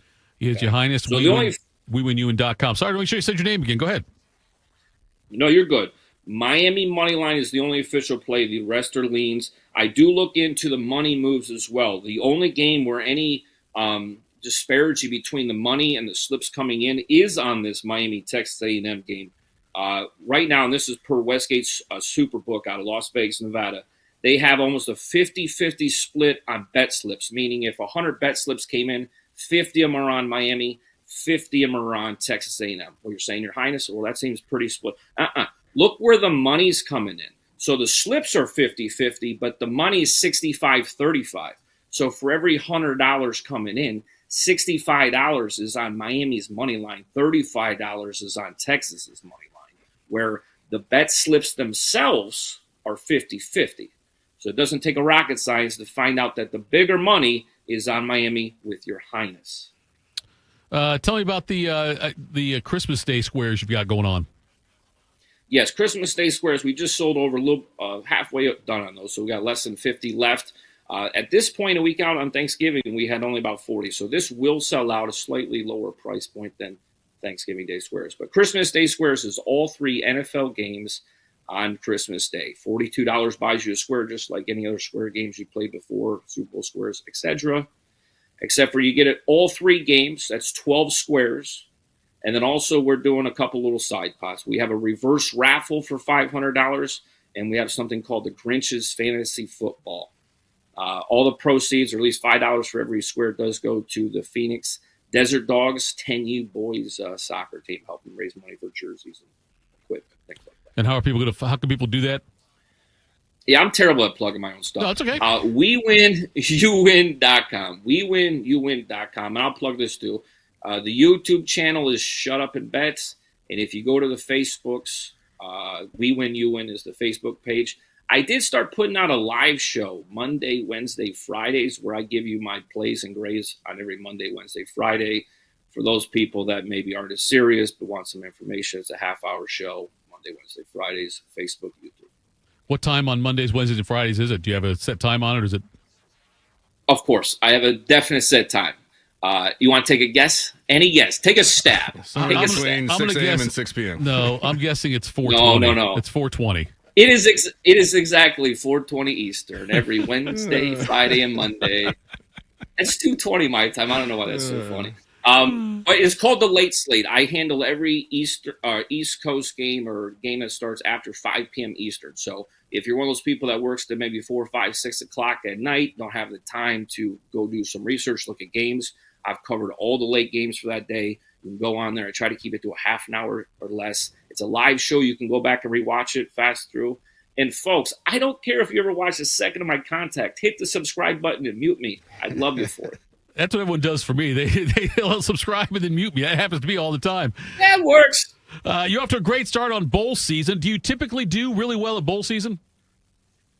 Yes, and the reason is because a lot of the numbers I use are based upon neutral field. Well, we get that in a bowl game. Also, if anybody's ever done anything with statistics in their life, the more information, the more data you have, the more accurate it is. So later in the seasons, the more data I'm collecting throughout the season, the more accurate my information is. That goes for all sports. The longer or later in the season, the more accurate I get because I have a larger sample size to pull from. We've got a guy here, Scotty Vegas, who every year he puts out some futures bets where, like, it's, this team to win the World Series, this team to win the national championship, this team to win the NBA or whatever, and win the Masters, things like that. Do you ever do things like that, or do you not dive into the futures? Oh, yeah, I do futures. So let's see. Major League Baseball, I've missed the last 2 years because I refused to bet the LA Dodgers. But like the 3 or 4 years prior to that, I've had the World Series champ. I've had the college football champion the last 5 years. This year, I have Ohio State, Indiana, and Oregon. So basically, I need a Big Ten team to win the national championship to be right. College basketball and hockey. Hockey is the other thing. So the longer sports are real easy to hit the futures on, and I'll tell you why. Is because with all these sports books and things like that, they give out a ton of free bets. I use all my free bets, so I'm not risking any of my own money on futures. So if I have 10 or 12, 15 teams covered in free bets, I have nothing to lose and everything to gain. So, for instance, like the World Series, I had the Toronto Blue Jays at 40-1. I was going to win like $1,600 with zero money risk if the Blue Jays would have beat the Dodgers. Again, I have a personal thing, maybe because I'm from Phoenix here, against LA. I hate LA, so I can't ever bet on LA. We could have something happen this year for the first. Yeah, I bet futures. I think this will be the first time it's happened since the AP polls came out. It started crowning national championship champions in football and whatnot. But where we could have a repeat winner in college football and baseball in the same season, with the Dodgers winning it. Now the Ohio State, if they win it this year, that would complete that set. So a couple of weeks ago, Bobby Carpenter actually told me to do that, and I told him it was crazy because I didn't like the Dodgers. But he told me to take the Dodgers and the Buckeyes to both repeat this year, and I told him it was crazy. Now I hope he's right, because I got a 9-1 ticket from July that I have on the Ohio State Buckeyes. And by the way, can I say something? Sure. Julian Sayin was a Heisman finalist, right? And I don't know if you folks saw that where they come in the presser and everybody kind of does before the ceremony and stuff. Why did he get no love? Like, I looked and nobody wanted to interview this kid. I mean, he's going to be a stud, right? He's what, 20, 21 years old? He is a stud. Well, that's what I mean. But I think nationally he'll be recognized more. Yeah. The accuracy you can't teach, folks. You can get a stronger arm. You can get a better decision making. You can learn to read defenses better. And Jay, you know this better than anybody. That touch, right? I'll go back to an old Michigan guy. Devin Gardner used to have a cannon, but no touch. He used to throw it through kids. Julian Sayin's got some of the greatest touch. He's got a strong enough arm. I'd like to see him bulk up a little bit more, maybe put a little more meat on those bones so he doesn't get beat down in the Big Ten. But assuming he comes back and plays for the Buckeyes next year, I think he will, right? All signs point to that. I think that's your front runner for the Heisman next year. Yeah, the thing with I know what you're talking about. There was the image you see, just one reporter talking to Sayin at the table, and all they was book. Yeah. But I guess though, from what I've been able to find out from talking to other people, though, was like the reporters, they went table to table to table kind of thing. It had to be a moment where there was times when there was a lot of people around Sayin, or more than one, I should say. But it just kind of the way that it was presented and the way we saw the picture of the one reporter there was more than that around him, interviewing him at different times. It just that at that moment the photo was shot. It just didn't happen. Somebody was looking for some clickbait. Could have been, yes. In a way. Probably a Michigan guy. Here we go. Hey. No, that's fine. Hey, that's fine. The question I have here is, this was kind of a down year for the Heisman, right? None of those guys were super exciting. If we think back, right, Mendoza won, great kid, awesome, great story. We're talking about one play at Penn State being different, and he doesn't win a Heisman, and, well, they probably still play for a national championship because they're letting so many teams in the playoffs now. But we're talking a tippy toe. People want to forget this. We're talking a tippy toe and Happy Valley away from him, maybe not even being considered. I think that play put him at the end of our game. There you go. I really think that Big Ten championship game decided who. If Julian would have outperformed him, he would have won, and vice versa. But that was a tough game offensively to watch, 13-10. Ya Highness, I wish you publicly right now a Merry Christmas, since we're not going to talk again on the air until probably after Christmas. Maybe we'll talk Christmas Eve. We'll see if it works out. But you can rest assured I'll be in contact with you, because I know that Phil, the listener here, and I are going to do squares for Christmas for you. Somebody else in the chat said they just signed up and just subscribed to you as well. So appreciate what you do, my man. And we will, me and this washed-up quarterback will talk to you sometime here soon. Hey, I got a question for Mo real quick before we leave. Is your last name Better? Maurice Better? Is that the legal government name? Mo Better. Mo Better. Because it's Mo Better when you on the show, baby. All right, that's my time. I'm out, guys. Yes, enjoy. If I don't Highness. speak to you, Merry Christmas, Happy New Year, you filthy animals, and I'll see you on the flip side. Peace. He's a gem. I love you, Highness. The best. He is the best. Coming up next, we'll close things out and tell you what's Guys Juice, Morning Juice. Hey, it's Bobby Carpenter. Nobody likes to deal with pain, and sometimes that's the most predictable part of your day. Waking up from the knees, the hip, the back, shoulder, whatever it is, that chronic pain that is always there. Well, you don't have to deal with it anymore, because there's a breakthrough treatment that is at QC Kinetics that could help you sometimes within one day. It's called stem wave therapy. In Europe, they've been doing this for 20 years. Finally, now it's approved in the U.S., and there's a huge demand for the treatments because patients are getting relief and they're spreading the word. Here's the best detail. The device, it's diagnostic and therapeutic. That means it helps Dr. Ray Tesner and his team find the problem, trigger your body's own natural healing response. StemWave uses the same technology as lipotripsy, and the sound waves penetrate deep into your body, spark the blood flow, and help engage that cellular activity. Here's the best part for QC Kinetics. Your first StemWave treatment is only $49. That's right. It's affordable and it's easy. So give them a call at 380-208-4544. My mom is a veteran and she was injured in the line of duty. I hurt my leg in a training accident when she was only 2 years old. She had 7 different surgeries over the span of 9 years, and there were tons of complications. I couldn't be the mom my kids needed me to be. She missed so much. After my last surgery, I got an infection so bad I thought it was going to kill me. I told her she couldn't leave me yet. There was still so much she had to see. I hadn't even graduated. I'm doing much better now. I may have lost my leg, but I've gained so much. I'm an active part of my kids' lives. She can kick a mean soccer ball. DAV's been there for me and my family. Through thick and thin, they've had our back. Every year, DAV helps more than 1 million veterans like Sandy get the health and disability benefits they've earned so they can achieve victories great and small. My victory is getting my life back. I got my joy back. We got our mom back, thanks to DAV. Support more victories for veterans. Go to DAV.org. I always tell people I was the luckiest guy in the world. I wanted to be an Army man or a fireman, and I got to do both. As a firefighter, my job was about saving lives. I never thought one day I would be fighting for mine.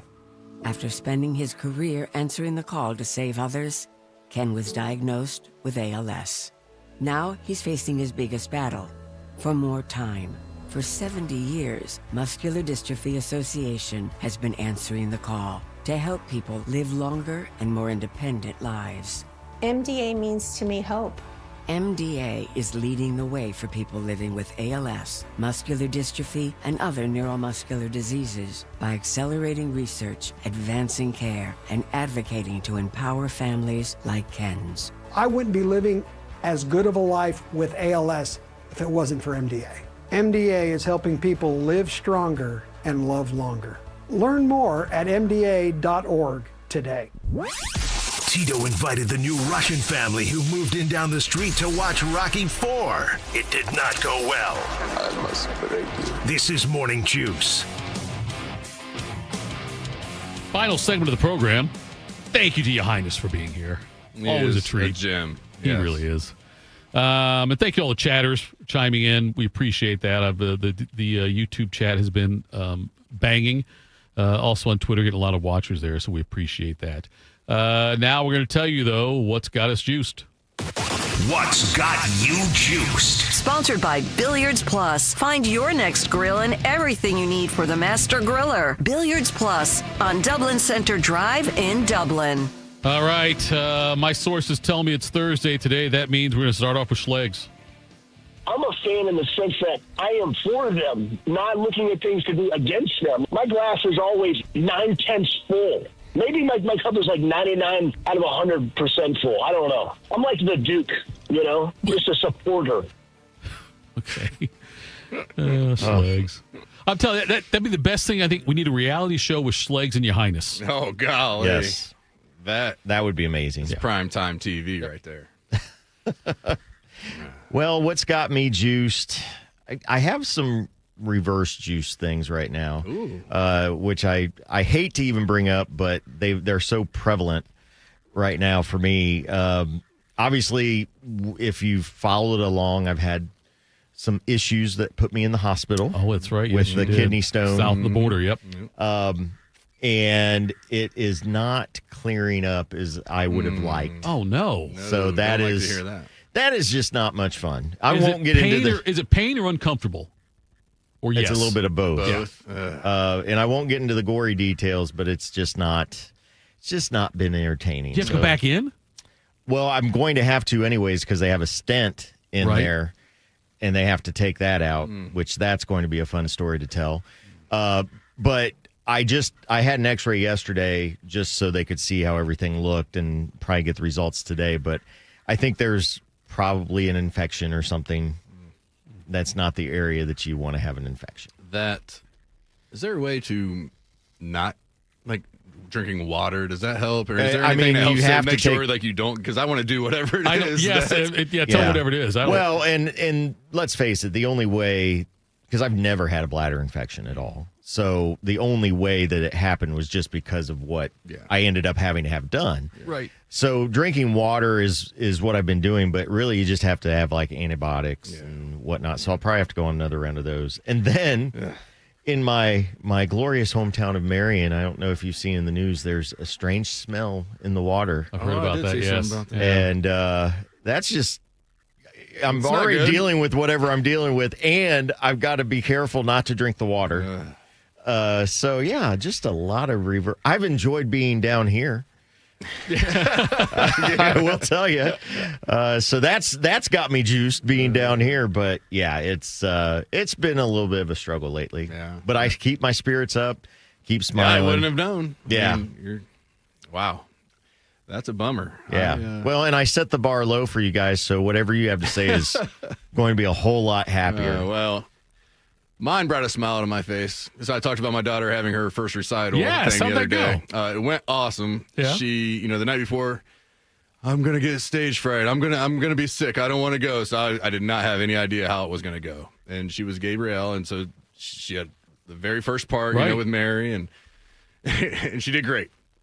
Everything was awesome, and they get to the end, and the teacher's like, "All right, kids, all the parents want to get pictures, so everybody smile, Right. real nice." And throughout the program, they were doing like hand signals and Right. stuff like from above, and so they're up there on stage, and everybody's smiling, and my daughter's in the front row, and all of a sudden she just throws her hands up, Yeah. like only one on stage, throwing her hands up like they were when they were singing, and she just smiling and just having the time of her life. I'm just dying laughing. Like, you are talking about not going to school because you didn't Right. want to do this, stage fright, and then you're just up there with your hands up smiling, and Yeah. nobody else is doing anything like that. It was hilarious. But went very well. She was pumped about it. And, it was my first time, as Sure. a dad going into something like that. Yeah. So it was a lot of fun to see. That's cool. Yeah, she's going to be on stage, I think, for doing Yeah. I think she likes it. That's Nice. cool. That's really cool. Let's see. For me, my son's been homesick all week, and it got like worse. We thought it was it's like Like a it's stomach fever. thing, or It's fever. It's congestion, all that kind of stuff. Yeah. But what I love about my son, Artie is 9, and what I love about him is he is such a sports nut, and he's had such an ability to retain things. So I started doing something with him a couple years ago, where he says, "Dad, give me a team."